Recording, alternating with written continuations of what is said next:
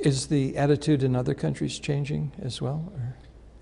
Well, when you look at France or at Spain, people are in favor of the eurozone. Now you can say, okay, they promise themselves to have benefits in the current situation. Yes, of course. I think the utmost critical countries where the general population is critical is Finland, it's Austria, and it's Germany. Apart from that, I think there's a lot of consensus pro-Europe. And also, if we had a referendum in Greece, I'm very sure that it would be positive with an outcome of 60 to 70% improvement for a simple reason. If Greece turns against the reform agenda, anybody who's got a job, and there's 85% of the workforce, basically signs themselves into unemployment. But we won't get the referendum anyway. In that respect, this discussion is rather theoretical. It's speculative.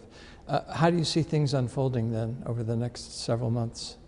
Well, I think the approach in July, with the EFSF being enlarged and possibly given leverage to it, together with the support lines now by the IMF, with liquidity lines to countries that run into problems, together with the pressure of G20 in particular out of the Asian region, will morph into a situation where the progress in the eurozone will come more into the forefront.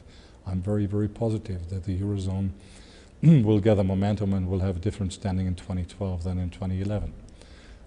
But there are still a lot of risks prevalent, but I remain positive on this count.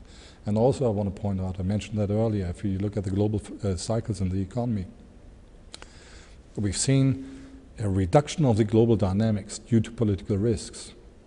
The very moment these political risks recede, we will see a pop-up of the global economy.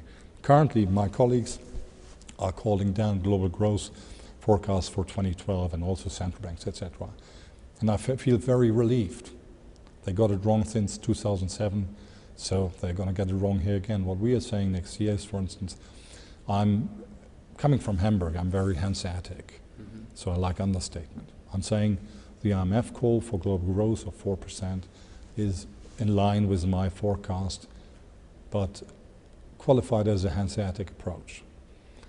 If my theory is right, we will see next year that risks are receding, that the progress in the eurozone is being discounted, the political risk is diminished. If that is going to happen, we will see global growth next year standing at 5%, high inflationary pressures. And talking about the German economy, the 5 wise men called for a growth next year of 0.8%. In the muddled through scenario, which is the Hanseatic one for the eurozone, I call for 1.7, and if things go like I favor, I see 3% growth in Germany next year. Yeah, but with a higher inflation rate. High inflation rate. That's it. Is that a cost that you're willing to absorb in order to enable the eurozone to continue operating? Yes. And I think we lived very well back in the 80s with a comparatively high level of inflation. And one way of overcoming the high indebtedness of the public sector is, in my eyes, that people, in particular in the US and UK, want a certain degree of inflation in order to inflate away the debt. Now that is, of course, not a fair deal to those who run their finances in a conservative fashion. And I'm not saying it's good, but I'm going to say it's going to happen. Yeah, on both sides of the Atlantic. Both sides of the Atlantic, but then again, if you look to Switzerland, if you look to continental Europe, it will be less dynamic than in the US and the UK. So the US dollar will fall relative to the euro? I see the US coming under pressure, and I think that is a genuine trend which started back, we can go back to 1971, closing the gold window, and it's a long-lasting trend, and it corresponds also with the share of the which they have in the global economy. Go back 30 years, America's share of the global economy was standing somewhere close to 30%. They are now at 17, and they have creative accounting.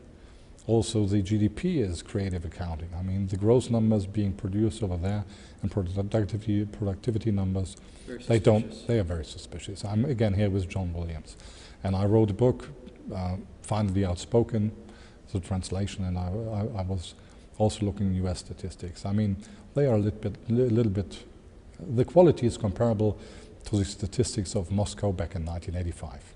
Marketing, enchanting, but not necessarily corresponding to the real economy. Yeah. How do you see the U.S. unfolding? I'm very skeptical that they're going to get back on the right road, and that the dollar is going to continue to be in trouble. I mean, the last month the U.S. government borrowed $200 billion in 1 month. These are unsustainable. It is unsustainable. America needs a shift. Let's talk about the setup of an economy. Now, the productive sector producing goods is on average in industrialized nations at 14% of GDP. So 14% of GDP is producing goods. That's the average. Germany stands at 22%, which is high. Ireland at 25%, very strong economy, with growth of 13.7% back in 2010 in that sector. Now America stands at 9%. And again, the creative accounting is very visible because producing hamburgers and cheeseburgers is part of industrial production. America needs to address this topic, get production back into the country. That's high-paid jobs. That is capital stock of the economy. Unless they start to look into these fields and start changing the roads they took back in the early 90s, America will lose status. That's one thing. And the other thing, let's talk about Republicans and Democrats.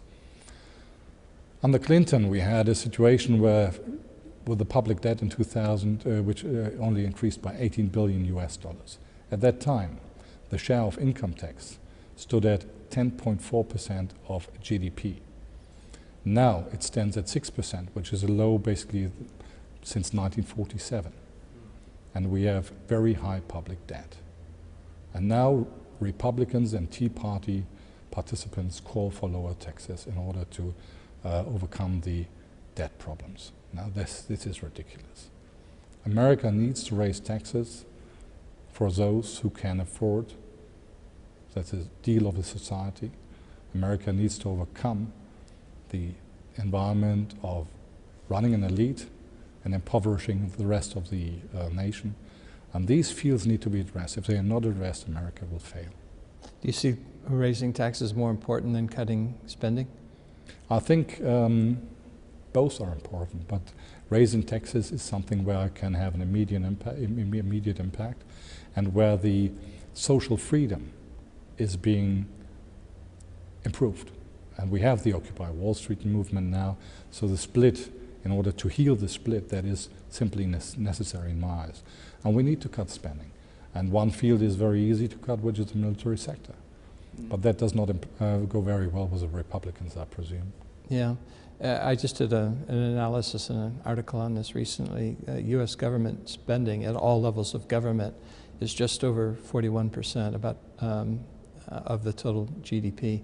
And it's never been this high ever, even during the Second World War, which to me suggests that government has become too big, and that the private sector, which is really where wealth is created, has to grow. So I would like to see a dramatic cut in government spending and enable the private sector to do what it does best, which is create wealth, because after all, the wealth the government spends comes from the private sector. That's also in school, but again, the point is, how do you generate that? If you do it from now, if you do it immediately, you run a higher risk of derailing the whole economy. What you need to do is, and again here I'm calling for the evolutionary path, is just to change the direction of your policies and take steps that are not too harsh to derail the economy. Because in order to get fiscal healing, you need a performing economy. Let's talk about Greece, for instance. We've seen a contraction of the GDP throughout the last 2 years by 10%. And they managed to get down new debt from 15.4 of GDP down to 8.5. Proves, by the way, the success of structural reforms being implemented throughout the last 2 years. People don't look at that currently. They are very one-sided. But we need, in order to have a real fiscal healing, a further positive performance of the economy. That is very, very helpful.